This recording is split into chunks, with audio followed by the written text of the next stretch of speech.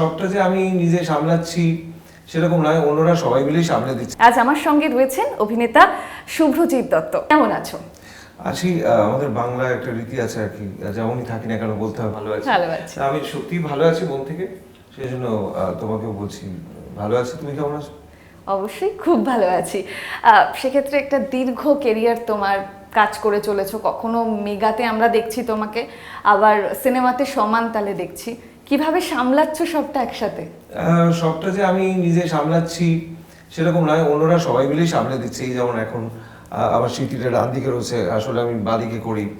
এই যে সাজ পোশাক পরে আছি অন্যদের, তো শুটিং এর মাঝখানে কোনো রকমের একটা সময় বার করা গেছে সবাই মিলে। এই একটা নতুন প্রজেক্ট শুরু হয়েছে আর কি, তো সেইটার জন্য এখন একটু চলে আর কি, বেশি ব্যস্ততা চলছে। তো তার ফাঁকে আমি ব্যস্ততার মধ্যে থাকতে ভালোবাসি। এবং সামনে একটা থিয়েটার আছে চেতনা, আবার জগন্নাথ করছে, সেখানে আমি নন্দ চরিত্রটা করছি। 21শে নভেম্বর শো, সেটা রিহার্সাল, আর একটা প্রজেক্ট করছি। সব মিলিয়ে এখন সময়টা ভালোই যাচ্ছে।